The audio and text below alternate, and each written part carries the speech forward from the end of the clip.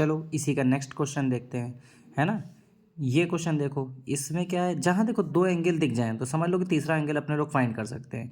और इसमें फाइंड क्या करना, क्या क्या है, देखो पहले फाइंड करना है ए सी डी। कहाँ है एंगल, ए सी डी, यानी कि ये एंगल फाइंड करना है।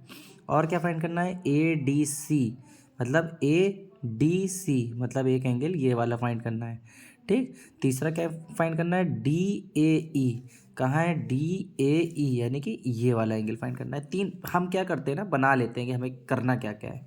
अब देखो इसको फाइंड करना तो बहुत आसान है, क्योंकि एक लीनियर पेयर दिख रहा है कि जब ये लाइन है एक एंगल बीच में जा रहा है तो ये एंगल तो आराम से फाइंड हो जाएगा, है ना। तो इसको पहले फाइंड कर लेते हैं। क्या होगा ये angle, angle A C D, और प्लस अपने को पता है कि एंगल ए सी बी, ये एंगल और ये एंगल, इन दोनों का सम कितना होता है, 180 डिग्री। क्यों होता है, लीनियर पेयर की वजह से होता है ना। इन दोनों की वजह से ये हो जाता है। उसके बाद क्या है, इसकी वैल्यू कितनी दे रखी है, 100 डिग्री दे रखी है। ये अपने को फाइंड करना है, और इज इक्वल टू कितना होगा, 180 डिग्री होगा। इसको उधर ट्रांसफर करेंगे तो angle A C D that will be equal to 180 degree minus 100 and that will be 80 degree. तो ए सी डी आ गया 80, तो हम लिख रहे थे 80। अब ये बताओ ट्रायंगल्स के तीनों एंगल्स का सम कितना होता है, 180 होता है। तो अगर ये 80 है ये 50 है तो इसको पता कर लेंगे। ठीक, इसी तरह angle A C D plus angle A D C plus angle C A D, इन तीनों का सम कितना होगा, 180 डिग्री होगा। क्यों होगा, angle sum property of triangle, angle sum property, बेटा ये लिखना उतना ही इंपॉर्टेंट है, ऑफ ट्रायंगल। हमने ऐसे साइन बना के लिख लिया। ठीक, अब क्या करेंगे, ए सी डी कितना दे रख, ए सी डी अभी अपने लोग ने निकाला 80 डिग्री था। ए डी सी कितना है ये निकालना है, लिख ले रहे हैं ए डी सी। और सी ए डी कितना है, 50 डिग्री दे रखा है। ये किसके इक्वल होगा, 180 डिग्री के होगा। तो angle A D C will be equal to 180 degree minus 80 degree minus 50 degree. तो 180 में जैसे ही 80 माइनस करेंगे बचा 100, 100 में 50 गया तो बचेगा 50 डिग्री। तो ये एंगल भी आ गया 50 डिग्री। ठीक, अब क्या फाइंड करना है, ये वाला एंगल फाइंड करना है। इधर ये वाला जो है ये किसके किसके इक्वल होता है, अंदर के दोनों के इक्वल होता है, क्योंकि ये वाला ट्रायंगल देखेंगे ना केवल, है ना। तो इन दोनों ट्रायंगल के हिसाब से ना ना ना ना थोड़ा सा गड़बड़ हो गया। ये एंगल अगर फाइंड करना है तो ये क्या होगा, देखो बेटा ये ट्रायंगल ये वाला बन रहा है। अगर हम लोग केवल इसको देखते तो ये लाइन को आगे बढ़ाना पड़ता और ये पूरा एंगल आता, है ना। तो इतना एंगल अगर फाइंड करना है तो क्या करेंगे हम लोग, देखो इन दोनों एंगल की वजह से ये पूरा एंगल मिलेगा, यहाँ से लेके यहाँ तक ये पूरा।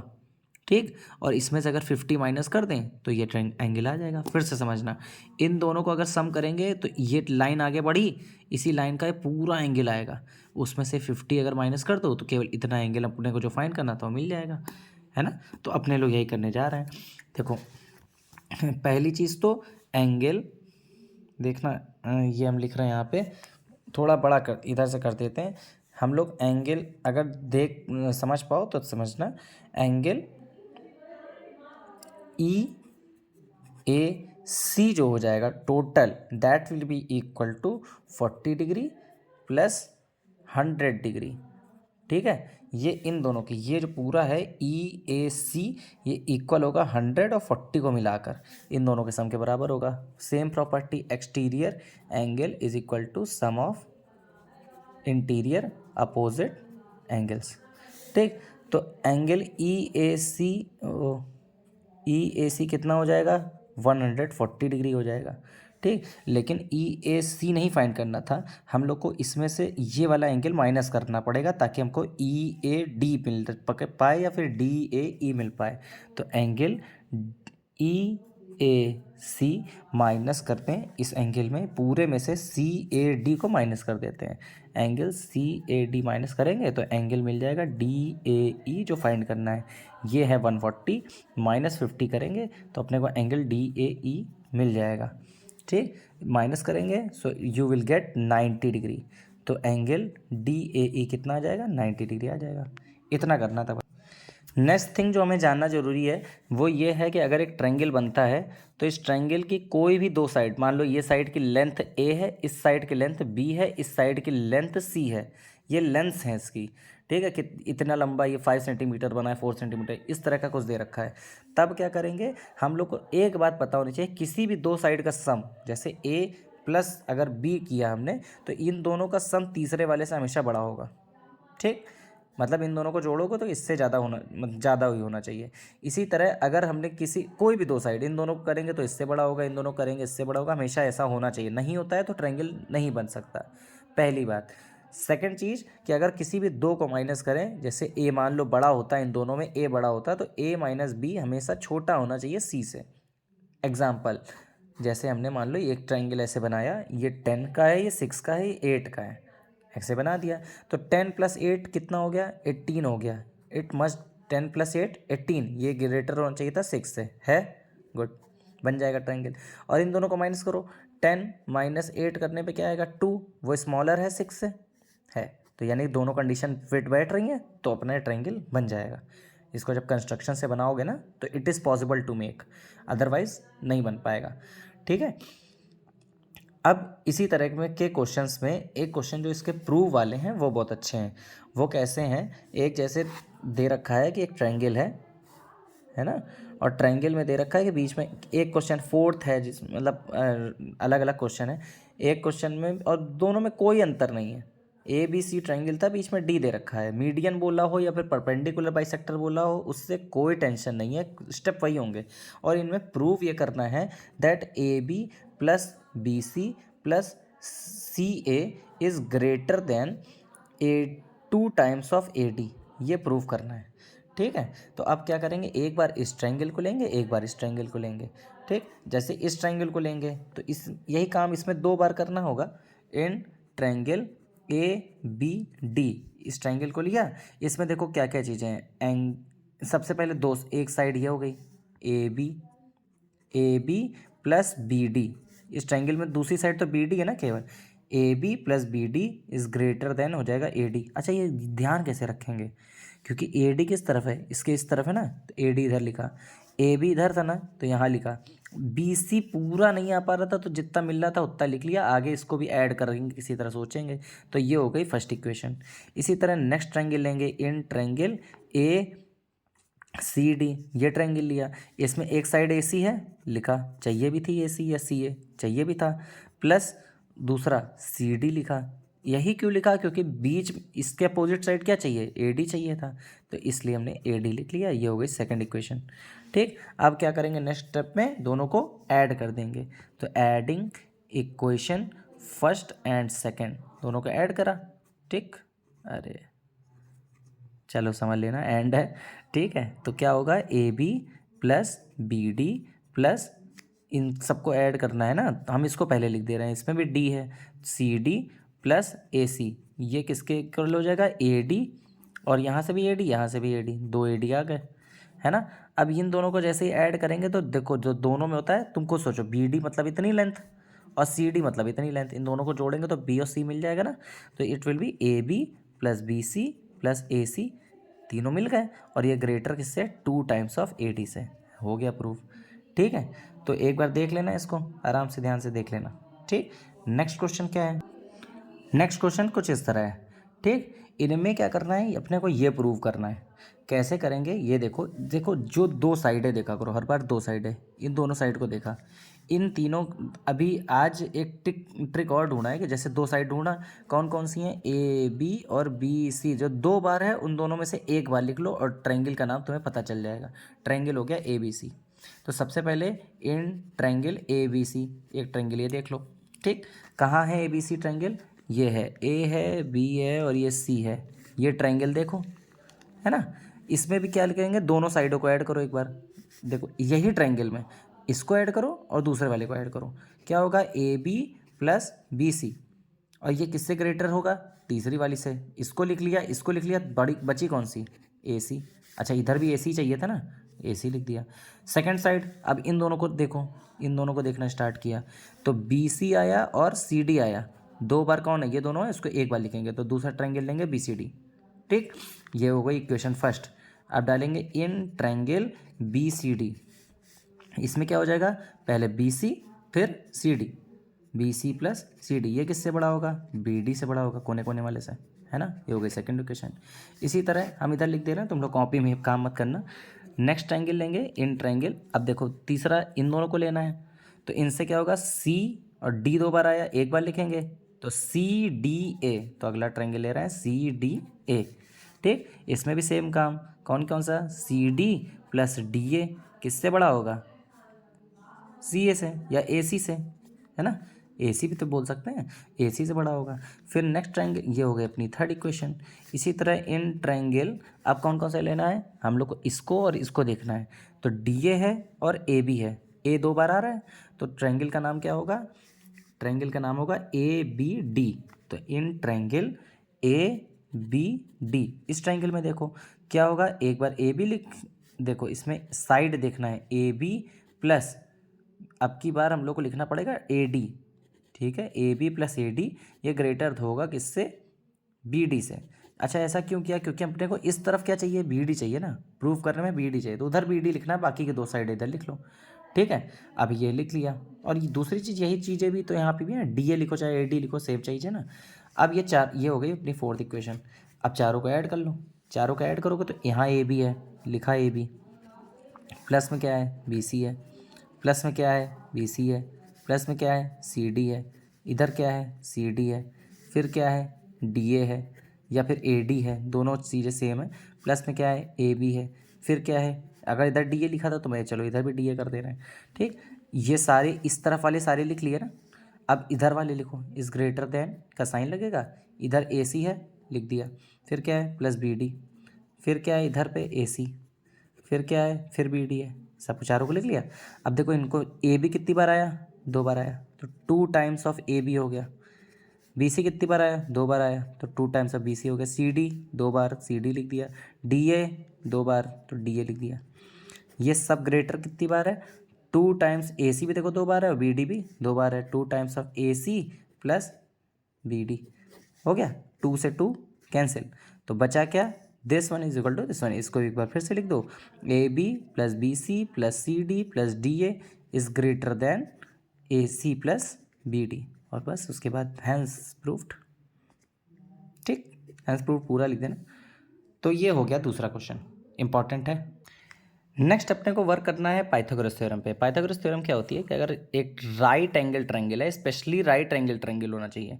राइट एंगल ट्रायंगल जो होता है उसमें जो नीचे है, ये एक साइड और ये वाली साइड, इन दोनों साइड के स्क्वायर का सम इस वाली साइड के बराबर होगा। इसको जो सबसे लॉन्गेस्ट साइड होती है 90 डिग्री के जस्ट अपोजिट साइड होती है, उसको कहते हैं हाइपोटेनस। ठीक है, उसको हाइपोटेनस कहते हैं। ये साइड का जो भी स्क्वायर होगा, मतलब सपोज करो कि इफ़ इट इज़ 10, तो इसका जो भी स्क्वायर होगा वो इस वाली साइड के स्क्वायर और इस वाली साइड के स्क्वायर के सम के बराबर होगा।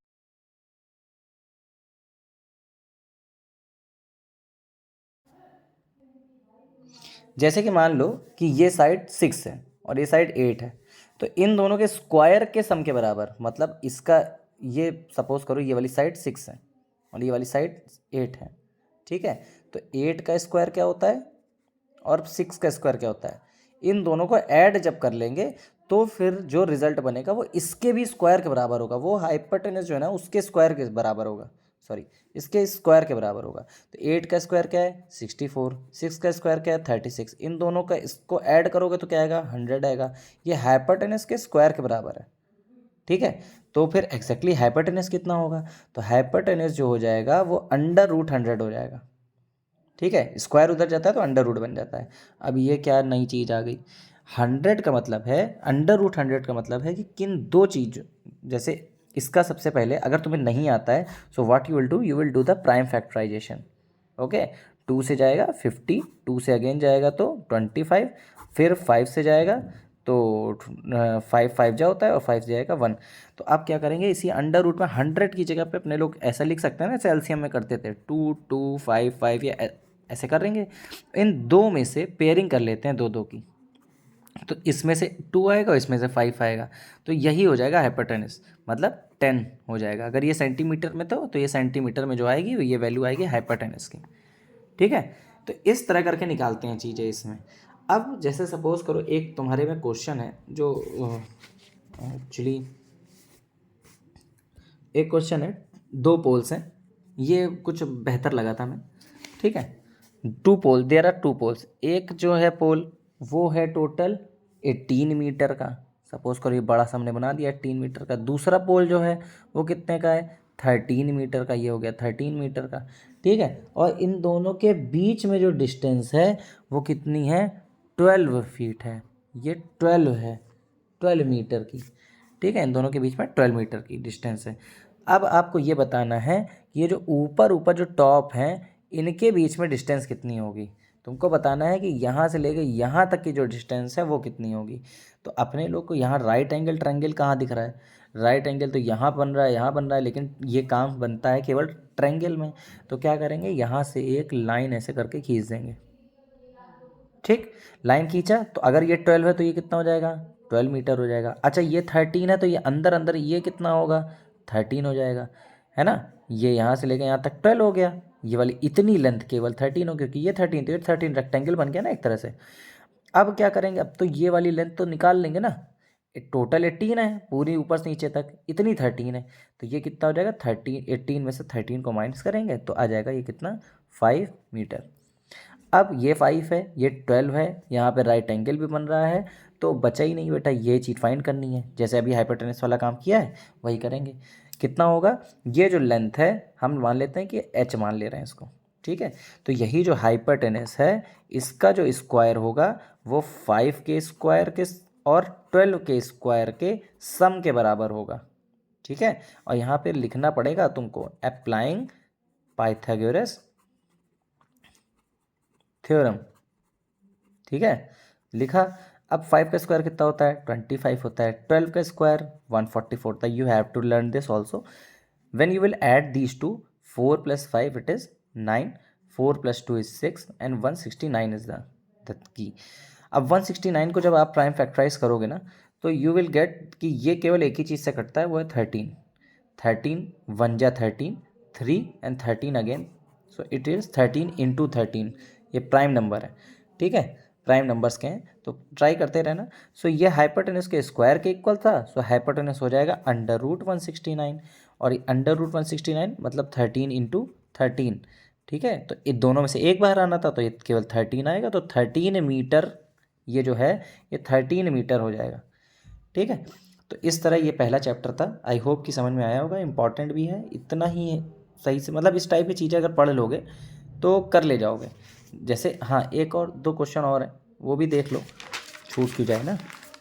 जैसे एक है उसमें पता केवल एक प्रॉपर्टी पता होनी चाहिए थी तुम्हें कि रेक्टेंगल के जो डायगोनल्स होते हैं ना, वो एक रेक्टेंगल है, जैसे ये रेक्टेंगल है, इसकी एक लेंथ दे रखी है 16, मान लो ये वाली लेंथ 16 और ये वाली 12 है, तो तुम्हें पता करना है डायगोनल ये लेंथ क्या होगी, है ना। तो वही सेम काम है, ये 90 डिग्री बन रहा था, 12 का स्क्वायर और 16 के स्क्वायर को सम करके फिर अंडर रूट करेंगे तो ये वैल्यू आएगी, ठीक है। तो ट्राई करना, सो मुझे सॉल्यूशन बताना है इसका क्या है। इसी तरह एक है जिसमें रोम्बस वाला क्वेश्चन है, find the perimeter of rhombus the length of whose diagonals are 16 and 30 centimetre. देखो डायगोनल्स के रोम्बस क्या होता है ना, उसकी चारों साइड्स इक्वल होती हैं, ध्यान सुनना, चारों साइड्स इक्वल है, मतलब जितनी बड़ी है उतनी बड़ी है, उतनी बड़ी है इतनी बड़ी है। स्क्वायर था, स्क्वायर को थोड़ा सा टेढ़ा कर दो तो रोम्बस बन जाता है। तो इस वजह से इसकी ये जो वाला डायगोनल है ये बड़ा हो जाता है और ये वाला जो डायगोनल है वो छोटा हो जाता है। तो कह रहा है कि एक डायगोनल जो है वो कितने, उसकी लेंथ दे रखी है 16 सेंटीमीटर, ठीक है। और दूसरा जो डायगोनल है मान लो इसकी लेंथ दे रखी है, ये छोटे वाला जो है, ये जो छोटू है ये 16 है और ये बड़ा वाला है ये 30 का है ना, ये 30 का है, ये वाला 16 का है। अब क्या होगा, अब एक और बात है इसमें, यहाँ पे 90 बनता है, रोम्बस में जानना है, इस जगह पे 90 बनता है और इनको जो डायगोनल्स होते हैं वो आपस में बाइसेक्ट करते हैं। बाइसेक्ट का मतलब अगर ये टोटल 16 का है तो यहाँ से लेकर यहाँ तक, ठीक, इतना जो है हम ड्रॉ कर देना थोड़ा रेड से पेन से, इतना जो है केवल ये जो है पोर्शन ये हो जाएगा केवल 8 का। अगर टोटल 16 था तो उसका हाफ 8 हो जाएगा। ये अगर टोटल 30 था तो यहाँ से लेकर यहाँ तक कितना हो जाएगा, ये केवल 15 हो जाएगा।